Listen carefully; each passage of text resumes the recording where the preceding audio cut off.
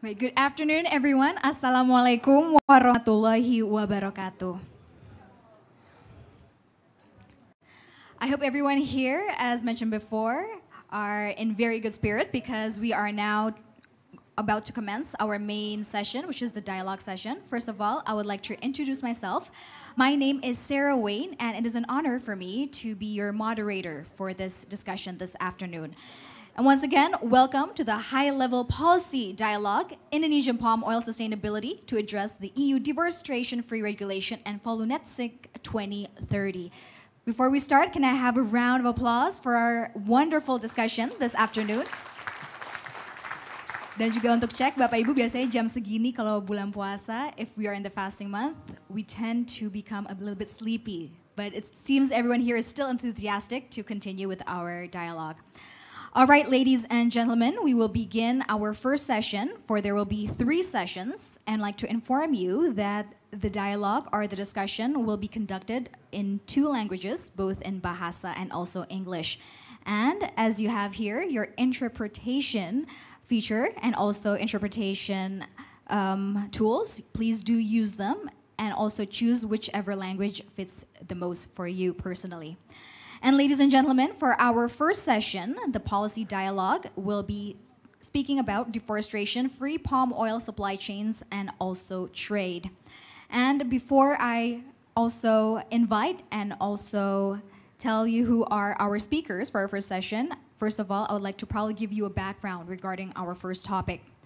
For as we all know, to avoid and reduce deforestation have become the key activities in mitigating global climate change nowadays. Agricultural expansion is one of the main drivers of the tropical deforestation and also biodiversity loss. Meanwhile, almost half of all agricultural products produced are traded internationally, ladies and gentlemen. Therefore, this has led to growing pressure to implement deforestation-free supply chains and sustainable trade, including palm oil. Therefore, as palm oil is a market-driven commodity, the implementation of deforestation-free palm oil supply chains should involve efforts not only from producers, but consumer countries as well. Meanwhile, controlling demand can lead to sustainability, ladies and gentlemen. This session, once again, aims to discuss how to define and also implement deforestation-free supply chains, palm oil trade and economy, and producing country policy, and also how it links to national efforts on halting deforestation as well as biodiversity loss. So therefore, without further ado, ladies and gentlemen, I would like to invite onto the stage and also introduce to you our speakers for this afternoon. First of all, please welcome onto the stage Mr. Abednego Tarigan, Deputy Chief of Staff for Human Development, the Executive Office of the President of the Republic of Indonesia. Selamat siang, Bapak. Selamat datang. Silakan Bapak, ngambil tempat duduk. Bebas, mau senyamannya karena the first speaker, you may choose whichever seat. All right. Next, ladies and gentlemen, I would like to also invite onto the stage Dr. Fitri Nur Fatriani, Scientist and Coordinator for Environment, Forestry, and Water Resources Conservation at the Deputy for Development Policy, National Research and Innovation Agency, or BRIN. Selamat datang, Ibu. Selamat siang, silakan. Duduk, Ibu. Baik. And next, please welcome Dr. Robert Nasi, the Director General of CIFOR and Chief Operating Officer with CIFOR-ICRAF. Please give a round of applause, ladies and gentlemen, for Dr. Nasi. Welcome, sir. Please do take a seat. And next, please also welcome Dr. Jeremy Broadhead, Kami Project Manager, European Forest Institute. Please give a round of applause for Dr. Broadhead. And our next speaker is Dr. Rizal Afandi Lukman, the Secretary General of Council of Palm Oil Producing Countries. Please give a round of applause for Dr. Lukman. And last but not least, our speaker, Dr. Bandung Sahari, Head of Sustainability Division of Indonesian Palm Oil Association, or GAPKI. Please welcome Dr. Sahari.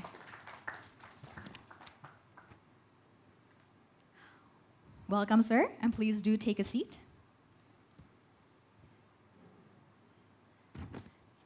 Okay, please give a round of applause for our speakers. Welcome. Selamat datang, Bapak. Selamat datang, Ibu. Welcome. And I would like to also remind you, there is an interpretation tool that is located on the table. Please do use it if you think you need it. And we'd like to also inform that we will be having a question and answer session at the end of each dialogue session. And how you can propose a question, please do access on the Slido application, which you can scan from the paper that is located on your tables. And also for those of you joining us online, please do join in our discussion by proposing your questions. And do not forget to also to mention to whom the question is addressed to. All right, ladies and gentlemen, to all my speakers, sir, Ibu, we would like to jump into our discussion this afternoon. Especially we'd like to know, first of all, how is it exactly that the consumer and also producer countries, in this case, especially the EU and also Indonesia, define and also implement sustainable palm oil and deforestation-free supply chains. Maybe to answer this, first of all, we could like to ask Dr. Broadhead, please. Please use the microphone.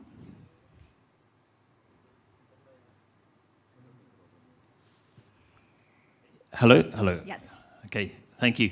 Thanks very much for inviting me to the panel.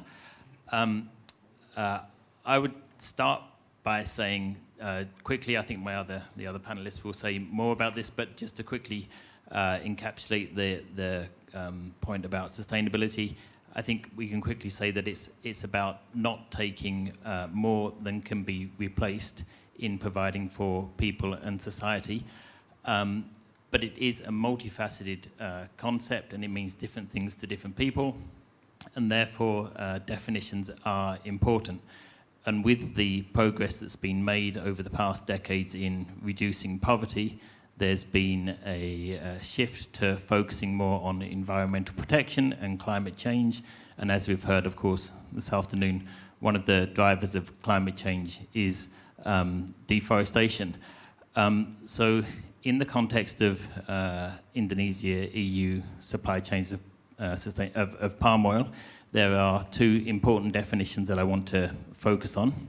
Just to go to the detail quickly, there's the definition that's captured by the EU Deforestation Regulation and the definition that's in the Indonesian Sustainable Palm Oil certification. So starting with the EU Deforestation Regulation, which applies to countries around the world, including countries within the EU. The definition is focuses on the legal frameworks in the country of production of the commodity. So, and that includes the legal framework around sustainability. So, to the extent that sustainability is a focus of the regulations within Indonesia, it's also a focus under the terms of the EU Deforestation Regulation, so that palm oil that's placed on the EU market has to be produced in compliance with the Indonesian regulations, including those on sustainability, as I say. With respect to deforestation, what it says in the regulation is that the commodities cannot have been produced on land that was deforested after the 31st of December 2020. And that uses the FAO, or is similar to, based on the FAO definition of forests, which is a physical definition. It concerns the crown cover of the forest, so 10% crown cover, minimum area of 0.5 hectares, and trees able to grow to 5 meters. So it's a physical definition of forests. So moving to the Indonesian Sustainable Palm Oil certification, obviously the palm oil also has to be produced in compliance with Indonesian laws, so there's a lot of similarity there, and in compliance with prevailing regulations. With respect to deforestation, there's the indicator 1, which says that new plantations do not clear natural forests and peatland. So there's a large area of overlap there.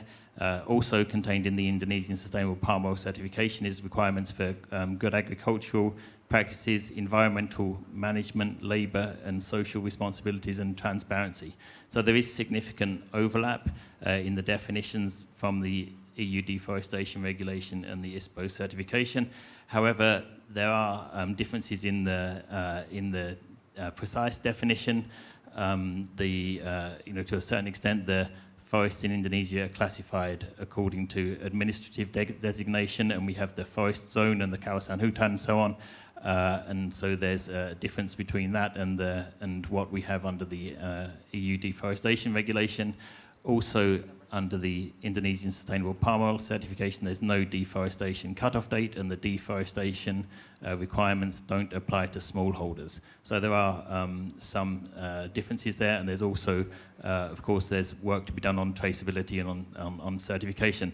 So although certification is not required under the EU deforestation regulation, the implications of the differences in definitions mean that there will be additional sources of information that need to be collected that come from outside Indonesian Sustainable Palm Oil Certification when placing palm oil on the EU market after the end of 2024 when the regulation is implemented. Okay. All right. And now we've heard from Dr. Broadhead from the EU. We'd like to also know more from the producing countries from Indonesia. Probably Dr. Lukman, you can also give in your thoughts regarding how it can be defined and also implemented. Yes, thank you. Firstly, I'd like to congratulate to the Pak Eri Purnomo, CIFOR and ICRAF for organizing this very important event, which is essentially is a policy dialogue, as mentioned by Ibu Musdalifah. That's, I think, the key. And also it is mentioned here in your term of reference.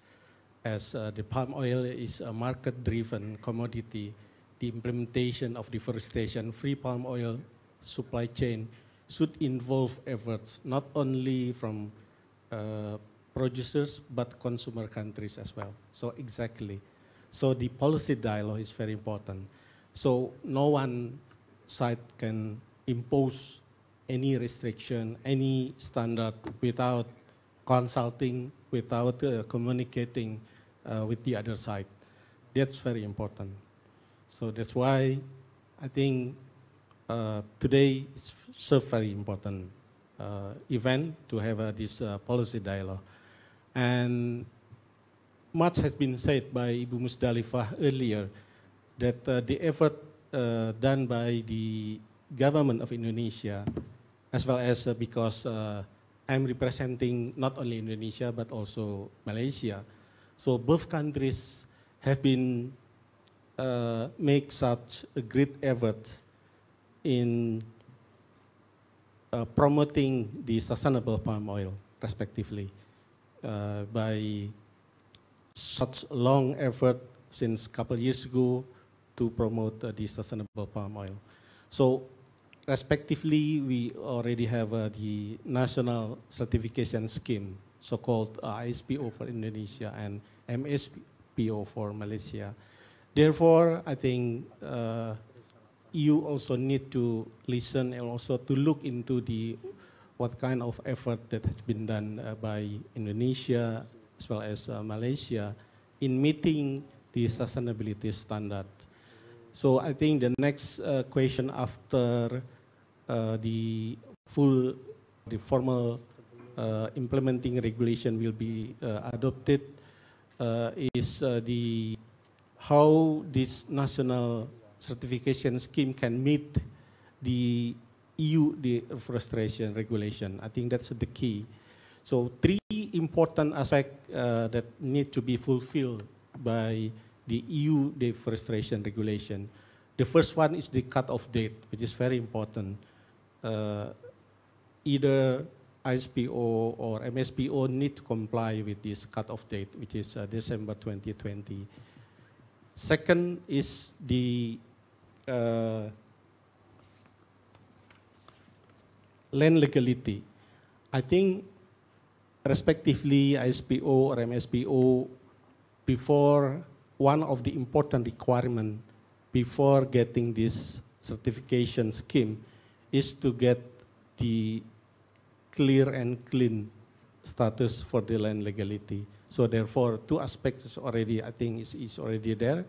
But the third aspect, which is the due diligence, that need a lot of effort, a lot of the compliance, and this due diligence need particularly if it is the smallholders, farmers, then that's becoming a problem, because for the big company, they can afford by themselves in getting this certification scheme to meet the EU preference. But the smallholders, as perhaps later Pak Edrajat will share with you, the challenges faced by the Indonesian smallholder farmers, which is mentioned by Bu Musdalifah, contribute more than 41% from total of the oil palm land in Indonesia. That's coming from the smallholders. That's becoming the problem. So the additional costs will be borne by the smallholders because of simply meeting for this due diligence, traceability, and so on and so on. So I think those are some challenges faced by the smallholders. So I think that's the most important one. How do we cope in addressing the EU regulation, particularly for the smallholders? Thank you. All right, thank you, Dr. Lukman. And from you, Dr. Sahari, would like to add any on that regarding the challenges and also the notes?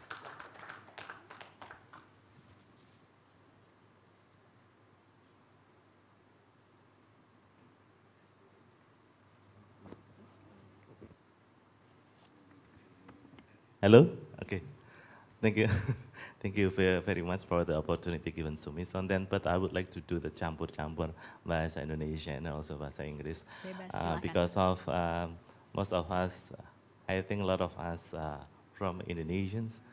I think several key point has been delivered by Dr. Lukman. So then I would like to add for the first that if we see the explanations from Ibu Musdalifah, so then Indonesia has evolutions in the sustainability platform. As Ibu tulis Musdalifah, Ibu saya refer presentasi Ibu ya. Jadi so then there is an evolutions of the sustainability platform since 2011, but before that, so many Indonesian regulations pointed out about the importance of the sustainability and regulating many regulations regulates the sustainability related things. And then, so actually, so then EUDR should also recognize this, that Indonesia has initiated the sustainability since many years ago. This is from the initiative from the government. But in Indonesia, many oil palm companies have initiated their own sustainability policy. Just an example that the traceability has been started in Indonesia since, I don't know, seven years ago. So then this is not the easy way to to build up the traceability mechanisms, and also there is like jalan terjal for years. So to get 100% of sustainability to plantation. This is just an example. So I mean that there is ISPO and also NDPE policy and also RSPO and what else? Maybe Jeremy, I think you work together with Bappenas to develop the Terpercaya. So this is another platform. So then, now the EUDR like coming with the different platform. I don't know, this is like duplication or something. So, and then not only the companies, but the smallholders like confused. So, if you look at the ground level, so then they learn slowly from the very basic questions is like, for example, I will say it in Indonesia. Kenapa sih harus kemudian ISPO? This is only ISPO ya, mandatory ya. Apakah kemudian benefitnya buat kami? This is very basic questions from the ground. So then we don't have any answer for that, proper answer for that. And then now there is deforestation-free regulations that many complexity in it, yeah.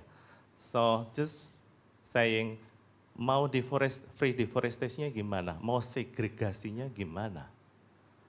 Kita satu produk one ton CPO, just an example. How to trace whether this CPO coming from the is free from deforestation. Sementara we need to understand the complexity on the ground. Like in Indonesia, many smallholders punya 2 hektar. Lalu mereka apakah pergi langsung ke mill? That is not going to happen, right? So then mereka harus kumpulin dalam satu DO holders, pemegang DO. Lalu kemudian baru di satu ada yang dari deforestation free, ada yang kemudian enggak, terus bagaimana melihat itu bisa deforestation. Jadi, so then I think this new regulation from you need to understand the complexity on the ground. And kemudian juga masalah legalitas deforestasi. Kita mau berbicara apa? Kawasan hutan, non kawasan hutan. Jadi kemudian banyak smallholders yang kemudian dari kawasan hutan, duluan mana smallholdersnya atau kawasan hutannya?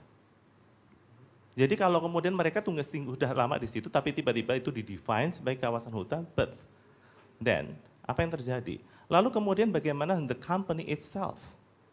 Company itu kan kemudian harus memastikan bahwa oke, ini produk no deforestation. Tetapi kan problematika smallholder mereka nggak ngerti apa yang terjadi at the global area kan. So, jadi mau bagaimana? Saya nggak mau menerima produk Anda, lalu, so bagaimana kalau kemudian company harus menjawab itu, lalu kemudian kalau mereka nggak mau, di demo itu millnya. So this is the complexity on the ground that we need to understand bahwa Indonesia itu bukan Europe gitu loh. Jadi Indonesia itu dari Sabang sampai Merauke ini adalah islands country dan mereka banyak di remote area. Yes. Okay. Gitu. All right. So we'll like to pass it on back to Dr. Broadhead regarding the answers that was just given from Dr. Lukman, also Dr. Sahari, especially regarding the communication and also the complexities that are on the ground here in Indonesia regarding the policies. Please. Yes, because it was mentioned before by Dr. Lukman and also Dr. Sahari that regarding the policies that are implemented and which is also to be implemented, especially the EUDR, there are several challenges, especially in terms of communication and also the complexities on the ground that involves not only the companies but also the small farmers.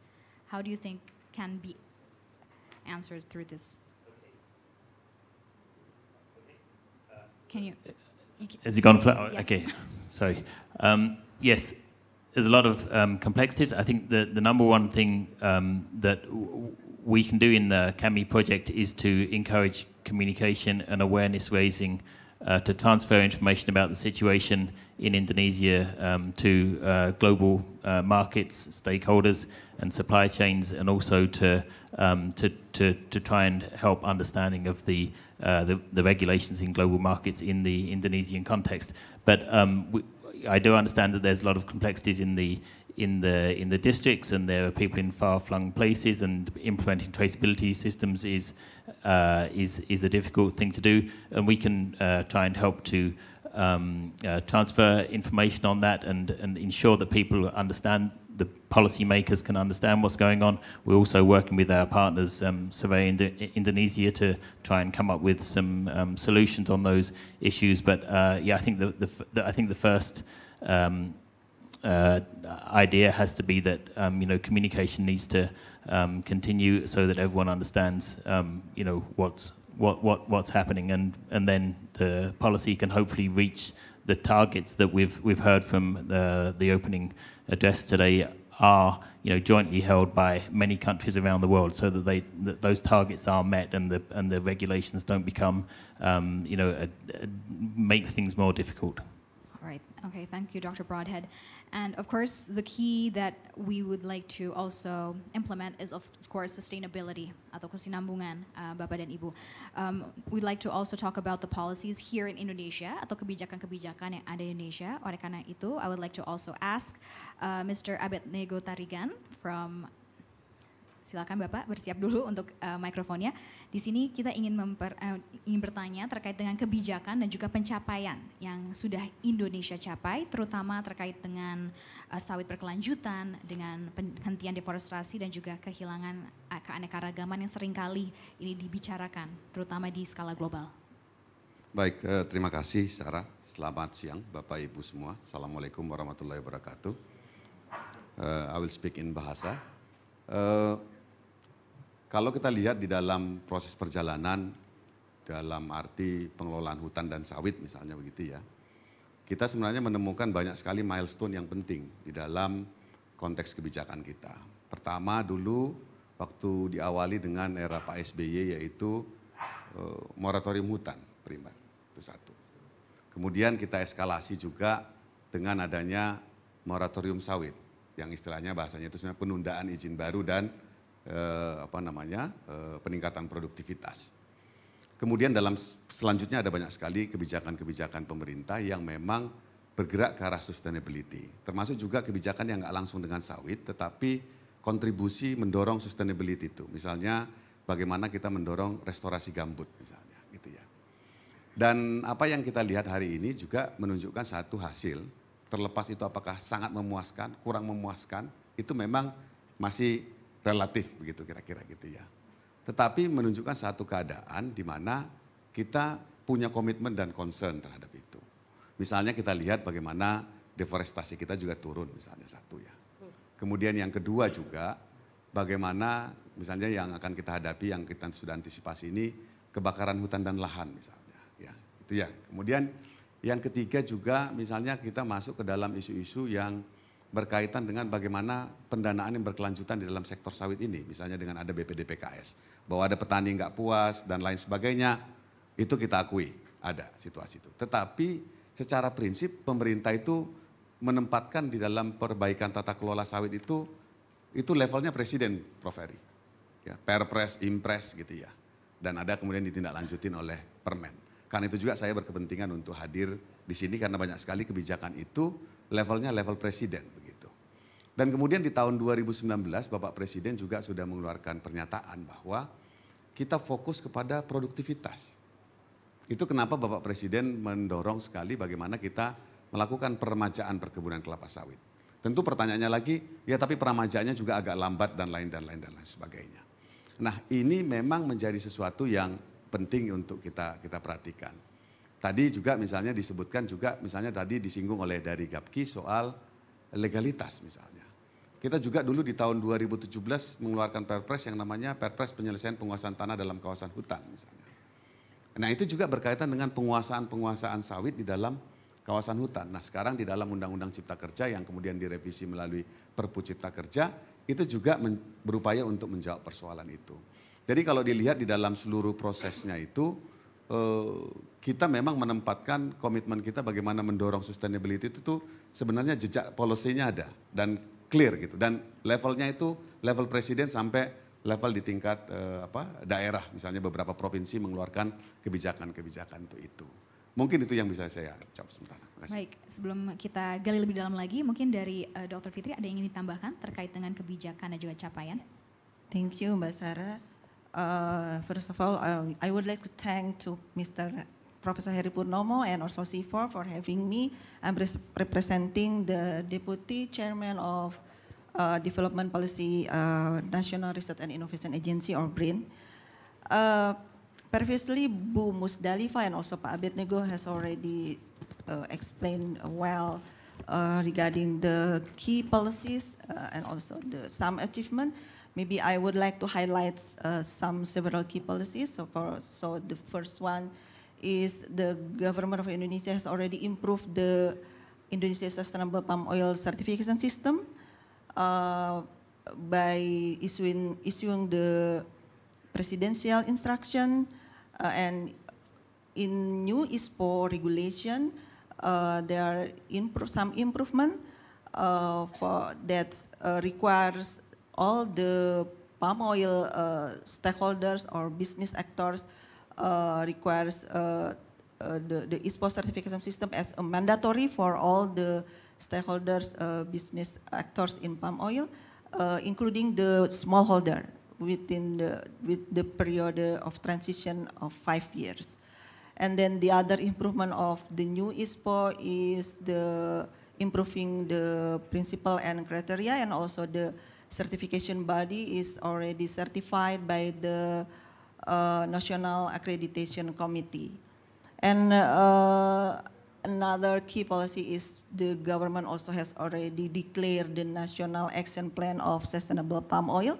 And the National Action Plan is developed together by all the stakeholders that consists of 5 components. There are the data strengthening and the environmental management, the accelerating of ISPO program, and also market access, and also resolution conflicts. So we can, the follow-up of this policy, we can have several data regarding the smallholder plantation in some area. And the other key policies is the smallholder replanting program that Pak Abednego has already mentioned before. And I believe that this program will help to reduce the expansion of smallholder plantation into the forest area, because the program aim to assist the smallholder to increase the productivity of their plantation, the smallholder plantation. And the other one is the moratorium policy that Pak Abednego has already mentioned also. I would like to highlight that this policy was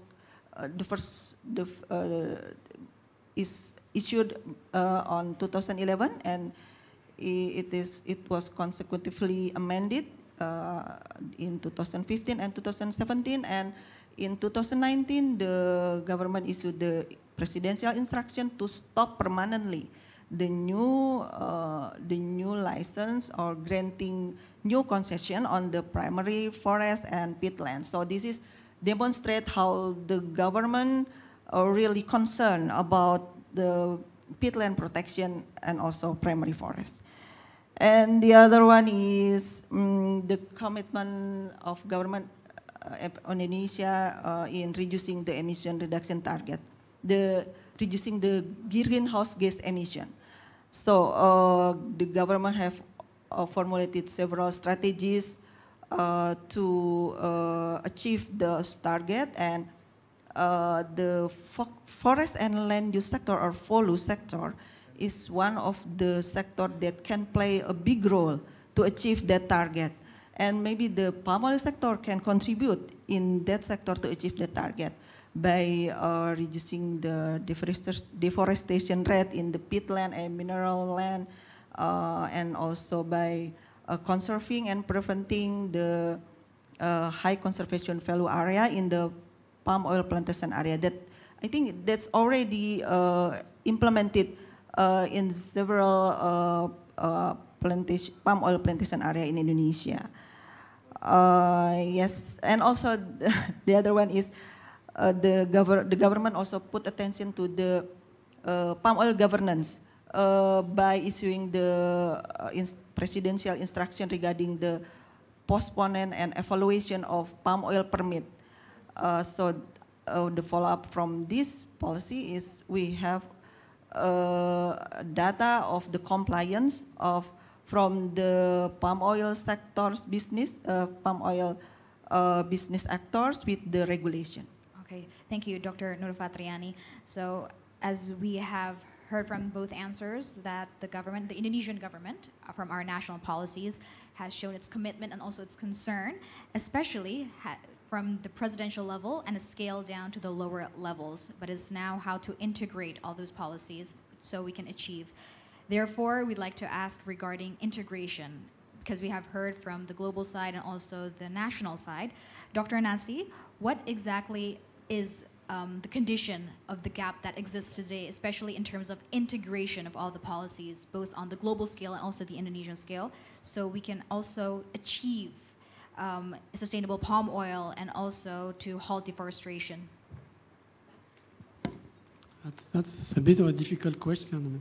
But I would like to thank my colleagues, Eri and Sonia, that invited me. I mean, thank you very much. I'm very proud to work with people like you, and not to have to give the keynotes and so on.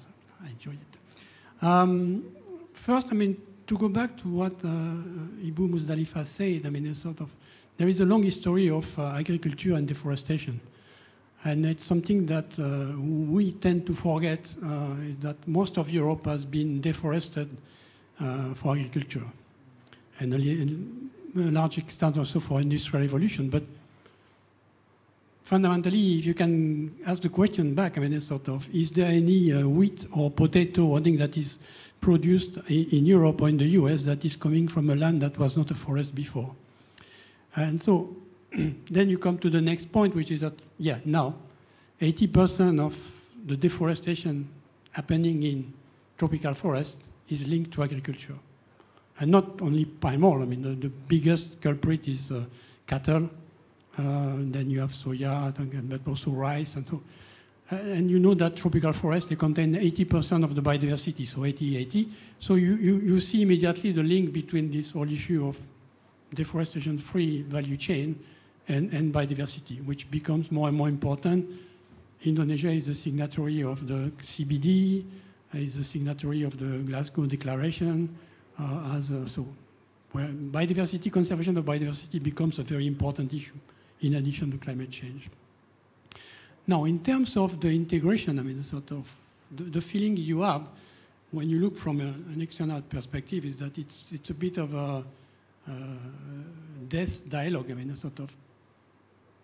either people are not listening to each other or don't want to listen.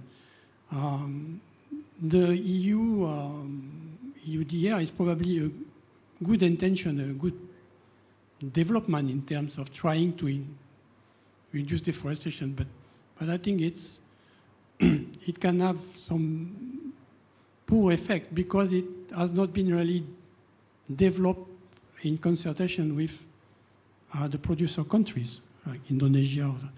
And that's where, in fact, we know that palm oil is going to stay.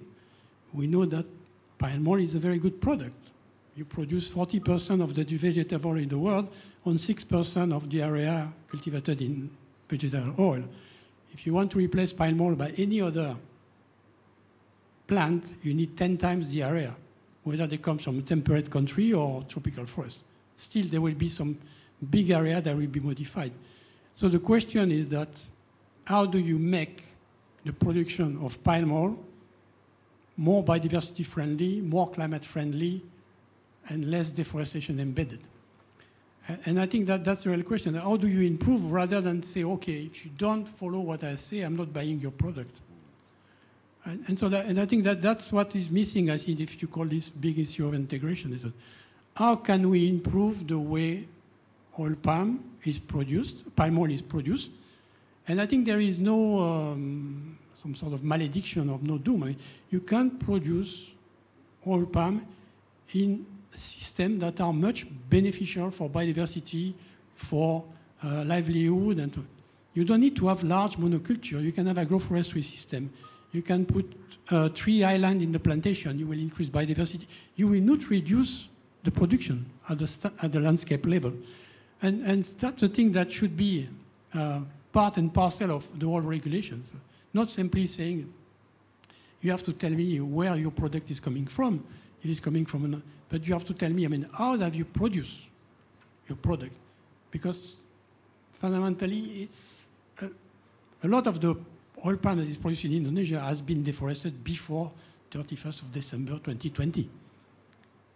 So, and the question is that, yeah, it's easy for Cargill or for Sinarmas to prove that. If you have a smallholder somewhere in the middle, in North Sumatra, they won't be able to do that. So that's, I think there is a lot of things that needs to be thought through in terms of implementing this good intention policy and making sure that it doesn't end up by something which is a perverse result. The European Union bloc is consuming 6 million tons of oil palm per year. Indonesia itself is consuming 18 million tons. Now, if the president continue in his decision to move into biodiesel 50, Indonesia can consume the whole amount of oil palm that is sold to the EC internally. So you are not going to export anything to the EU. So you may wonder, so why should I bother?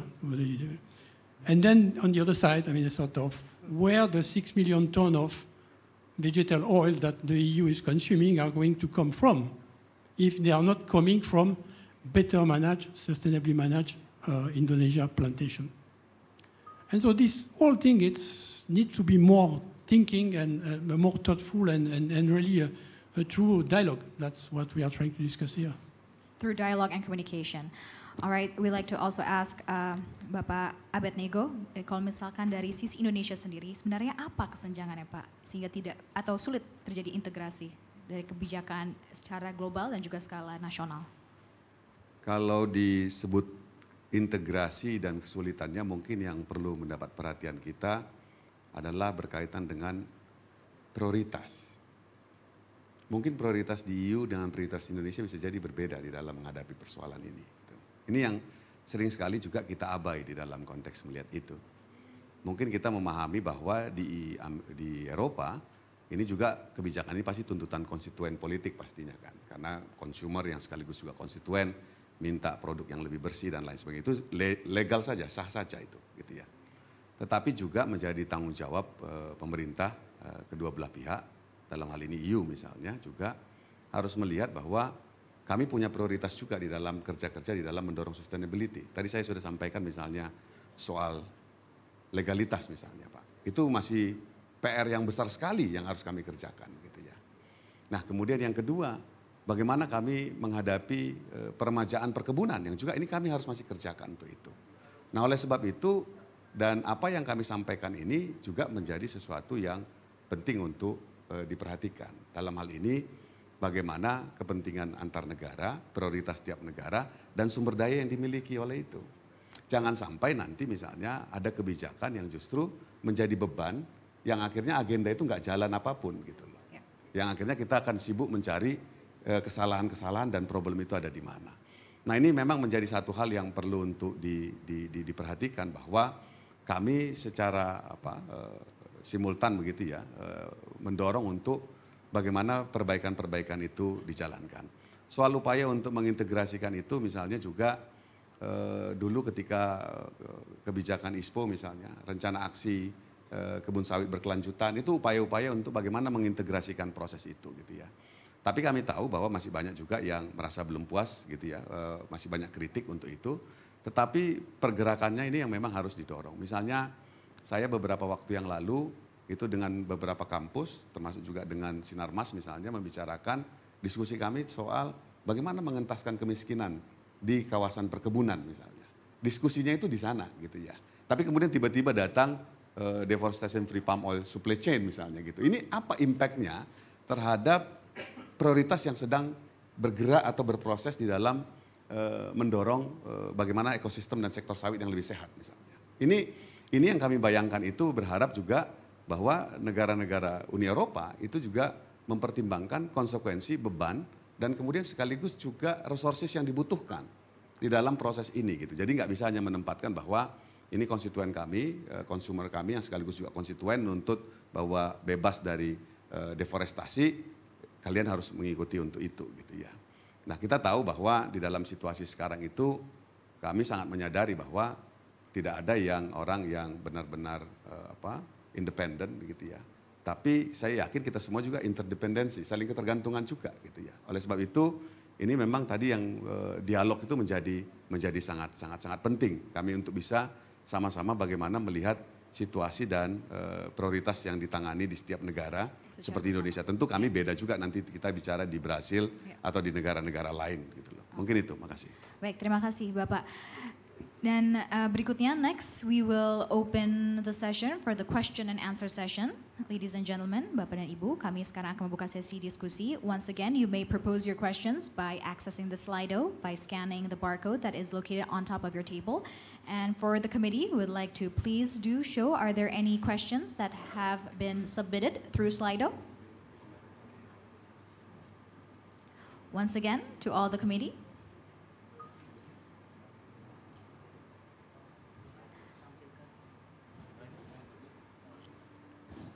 Okay, as we are awaiting if there are any questions that have been submitted through Slido, we have spoken about the communication and also the gap regarding the trade policies. Probably would like to also ask the views from Dr. Sahari and also Dr. Lukman regarding the producing side, regarding the gap between probably the policies both from national and also the global scale. Please do, Dr. Lukman.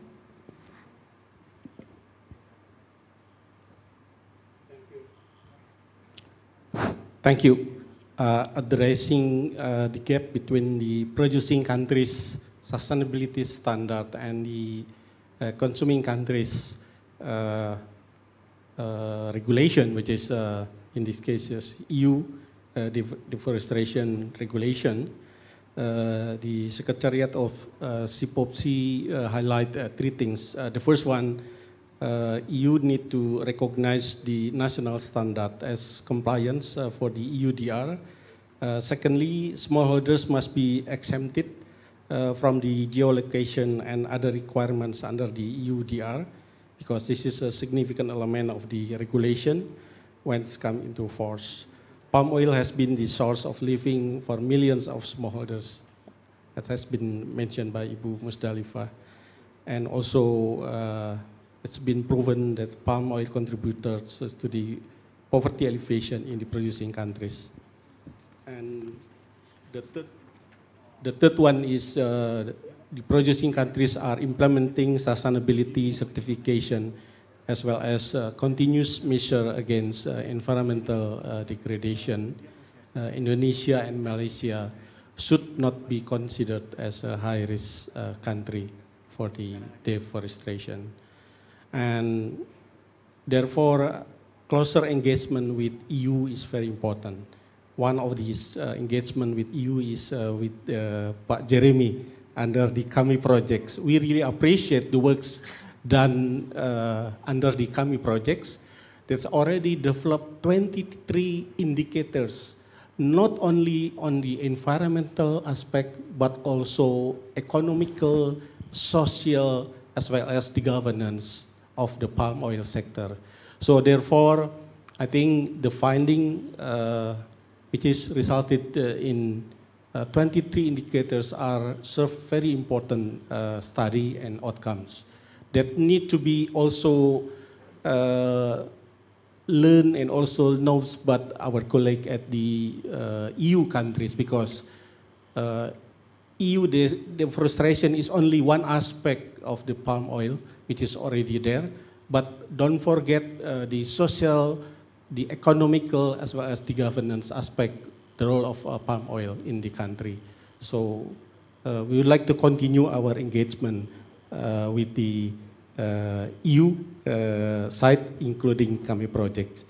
And lastly, in this opportunity, I'd like also to share with you that happy to inform that the Council of Palm Oil Producing Country is not only represented by Indonesia and Malaysia. Now Honduras is joining this council as well. Yeah, so we have 3 countries as the full member of the Council of Palm Oil Producing Countries on board already. Thank you. Thank you, Dr. Luan. Dr. Sahari, would you like to add anything on that? Yes. Okay, thank you. Regarding the gap between the producing countries and the consuming countries, and then actually, Pak Abednego has mentioned about the different priority and different level. So I think I agree with you, Pak, that the European country has their own priority, but Indonesia also has its own priorities. And then and to close the gap, I think we need to learn each other. So then I think every of us has mentioned about the importance of dialogue to discuss what is the jalan tengah itself. Ya kan? Yes. I know that this is not easy to go, but we need to have that jalan tengah.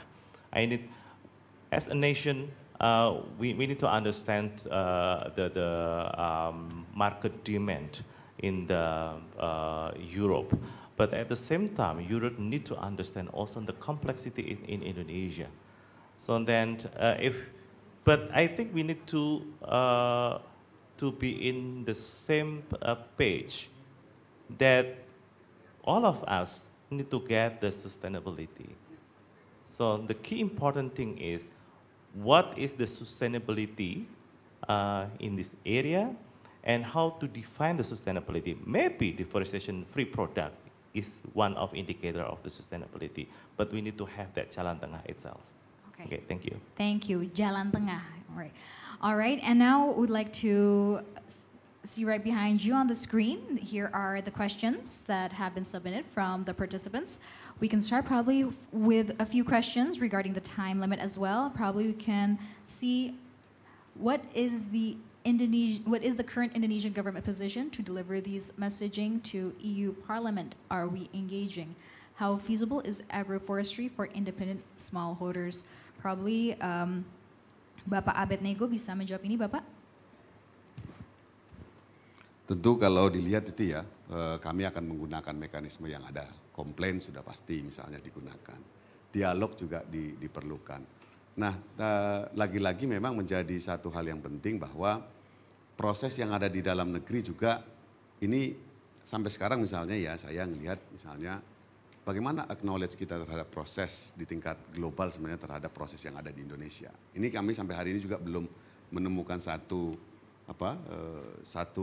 konklusi yang cukup jelas sebenarnya gitu ya. Dan situasi sekarang ini tentu pasti pemerintah akan melakukan dialog karena tadi seperti saya katakan semua pasti punya ketergantungan dan keterkaitan gitu. Dan memang yang penting juga bahwa semua aktor memang perlu untuk dilibatkan dan dilihat di dalam konteks ini gitu. Jadi tidak hanya bahwa ini urusannya antara kantor pemerintah dengan kantor pemerintah yang lain gitu ya. Tetapi juga ada aktor-aktor lain yang juga yang memang sangat signifikan di dalam sektor ini. Ini menjadi penting mungkin itu. Baik, terima kasih Pak Abednego. And we'll continue to the next question from Bias. Can you please describe in more detail about the due diligence process required by the EUDR? Probably Dr. Broadhead, you may comment and also answer on this from your knowledge. Yeah, I'll see if I can say a few things. So from what we know, there'll be due diligence guidelines issued at the end of 2024, I understand, and there'll also be this benchmarking list that will be issued that will be based on a risk assigned to countries or parts thereof, based on the rate of deforestation and forest degradation, the rate of expansion of agricultural land for relevant commodities, and the production trends of commodities and relevant products. And the risk rating determines the level of due diligence that's required. So there's a two-step due diligence, one basic information requirements and the other a risk assessment. And the risk assessment is required for non-low risk countries, and it involves looking at the rate of deforestation and the presence of indigenous people, and then there's a whole list of things, Articles 9 and Articles 9 and 10 of the EU Deforestation Regulation are where you can look. All right, and we have to wait until the end of 2024 to actually look into it, because it will be released at the end of 2024. The Deforestation Regulation final text has been released. There's just some legal scrubbing to do on it, so that should be coming out, I think, around the middle of this year. I'm not exactly sure, but the due diligence guidelines and the benchmarking list will be out at the end of 2024. Yeah, so there's a period, and then the implementation will be at the end of 2024 and mid-2025 for small and medium enterprises. That's when the regulation comes into effect. Yeah. Okay, thank you very much, Dr. Broadhead. Okay, probably this is not a question, but this is more of a, okay, there is a question. Probably we can use this as our closing statement as well to all the speakers on stage. The complexity of carrying out due diligence can actually be broken down by information disclosure, who owns it, how big it is, where it is located, including HGU data, etc. Until now, the area of oil palm concession varies, and how many are owned by companies and how many are self-supporting. Improvement of governance will be very difficult to achieve this if this is still not fulfilled, let alone dreaming of sustainable palm oil. And where is the EUDR in this policy dialogue? And how does the government try to align between palm oil industry and carbon emission target? Is there any plans to include palm oil on the target itself? All right, ladies and gentlemen, once again, how does the government align the palm oil industry and also the carbon emission target? Are there any plans to include the palm oil on the target of the carbon emission? And how can we answer and also fulfill the data, and also the area of palm oil concession varies, and how many are owned by the companies, how many are self-supporting? How can we answer all of these questions? Ladies and gentlemen, we can also mark this to conclude, probably from Mr. Abednego Tarigan first to answer. Kalau dilihat di dalam perjalanan yang ada ya, kami juga menemukan inisiatif-inisiatif dan juga pengembangan-pengembangan standar yang ada. Tadi terkait dengan soal emisi, kemudian juga berbagai isu-isu lingkungan.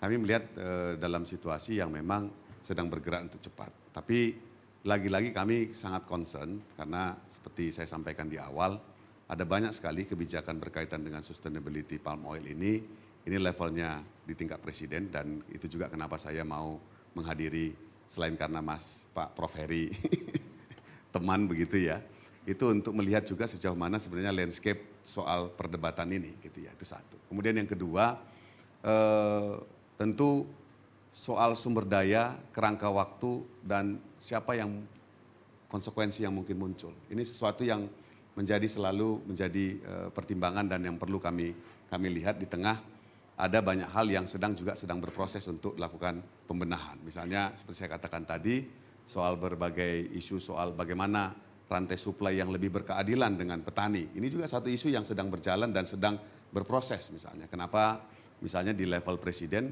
Bapak Presiden kemarin memberikan dukungan, saya juga memberikan bantuan untuk bagaimana mewujudkan di mana di Kalimantan Tengah koperasi itu juga bisa memproses minyak sawitnya dalam kapasitas industri misalnya gitu ya.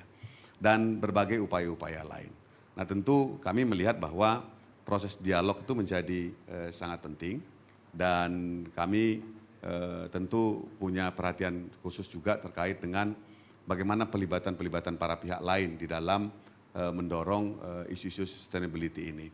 Termasuk juga tadi kita belum banyak membicarakan soal bagaimana lembaga-lembaga keuangan juga yang bergerak sangat signifikan di sektor ini itu bisa mengambil peran juga di dalam mendorong perubahan dan mendukung sustainability itu. Mungkin demikian, Sarah. Baik, terima kasih Pak Abednego. From Dr. Nur Fatriani, regarding how the government can align palm oil industry and carbon emission target.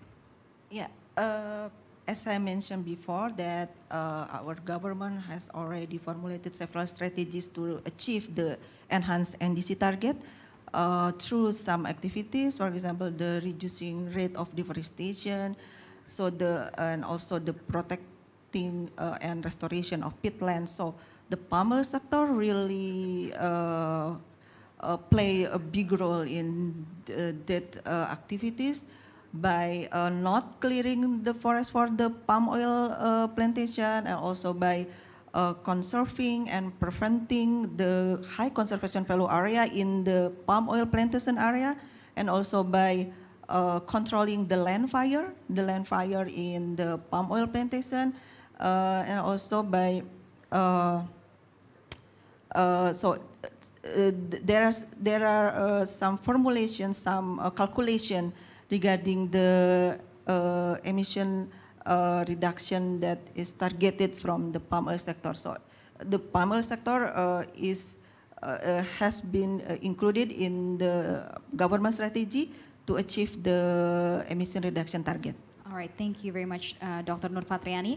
And next, Dr. Sahari, we would like to ask regarding the question that was submitted, especially regarding the complexity of carrying out due diligences.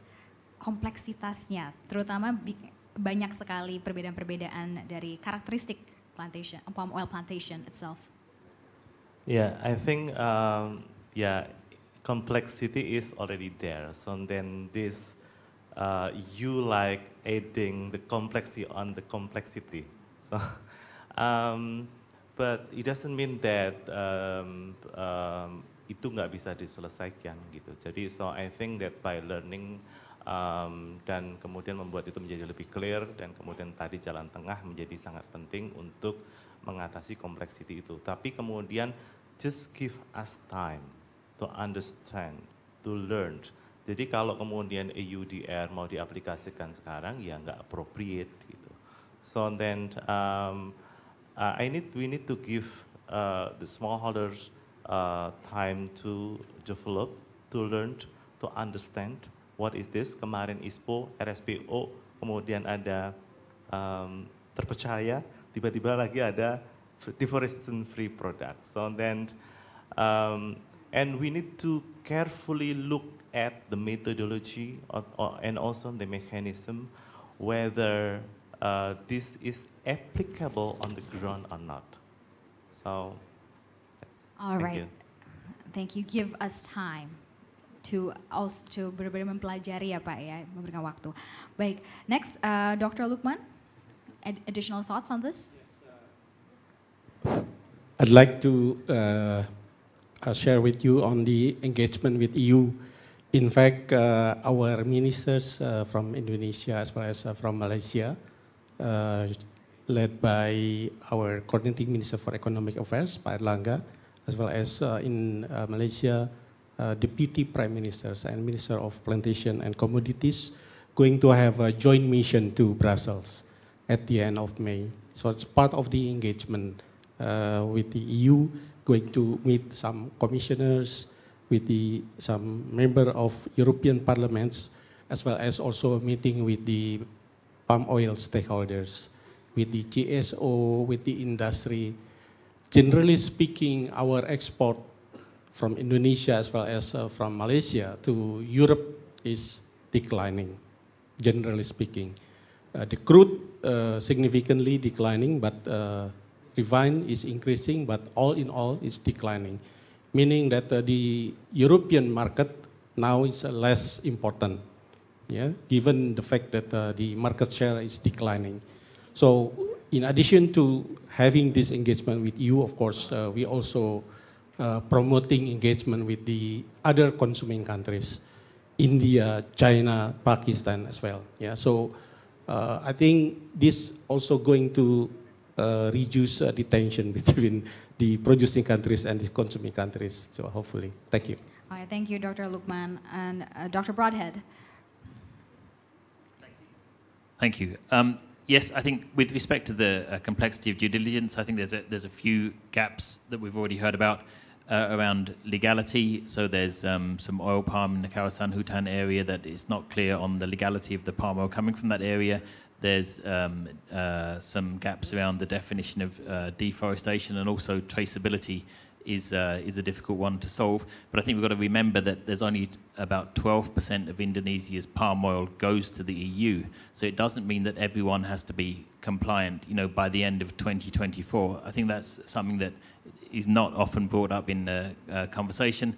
It means that, if you've got companies that have their own traceability systems, you've got RSPO that has traceability systems, the market in the EU could be supplied from some of those areas with some adjustments needing to be made without every last smallholder and 100% traceability to every smallholder in every island in Indonesia. So I think it's important to get that into proportion. And the preliminary analyses that we've done show that only a few % of oil palm is in areas that were forested in 2020 in each district. So it's not a large proportion of the oil palm that's in forest areas that's caused deforestation, or that's been that's in a Kawasan Hutan area or the forest zone. So I think to get some idea around the scale of the issue, and then to work on the areas where quick gains can be made. I don't think it needs to be such a I don't know. I probably shouldn't say that, but yeah, hopefully there can be some resolution, and that things can come together so that that the benefits can be reaped from all different markets. All right, thank you, Dr. Broadhead. And Dr. Nasi? How can we answer the complexity of alignment? I think that all the points are very important. I think it can be either very complicated and not very useful, or very simple and not very effective in terms of, the whole idea is to reduce deforestation in the end. I mean, if what is impacted is only a tiny fraction of the estate, is what will be the impact on deforestation. For Indonesia, talking about other places that India intends to increase dramatically their level of oil palm plantation, then they are much more impacted because they will have more deforestation, or other countries. We say that for Indonesia, probably the thorny issue that is there is this whole issue of this 3.6 or 3.7 million hectares of oil palm that is established into forest area, and of which something like 40 or 45% is smallholders. What are you going to do with that? I mean, it's that you are not going to kick the people out. You are not, preferably because of existing legislation, you are not going to allow them to expand their plantation. And so that's where I think that solution like agroforestry would be a way to move into something that is much more biodiversity friendly and allow for the livelihood of the people, and going to sort of a smooth trajectory in terms of moving from a monoculture into a secondary forest and then forest. So that's something that probably is, and it's indirectly related to the EU deforestation regulation, but it's very important for the sustainability of the oil palm sector in Indonesia. Otherwise, this whole issue of, like Jamit says, we know which area were under forest or not under forest in 2020. So you can see if there is an oil palm there in 2021, it was. The difficult question is that who does belong to? And that's the whole thing, sort of. Who is the owner of this place that has been deforested? And that's when it becomes very complicated in the traceability, because there are subsidiaries of subsidiaries, or people that in fact are on the land but do not on the land. So that can be very complicated and totally undoable. Okay, Dr. Nasi, and we hope that going forward we can all tackle all these challenges, and especially to achieve sustainability, to increase productivity and benefit all stakeholders. Ladies and gentlemen, since we have ran out of time, please give a round of applause for all of our speakers, and we apologize if there are any questions that have not yet to be answered. And once again, thank you very much to all our panelists for the first session on our high-level policy dialogue this afternoon. Terima kasih, Bapak dan Ibu. Sekali lagi, can I have another round of applause, ladies and gentlemen? You may now return to your seat.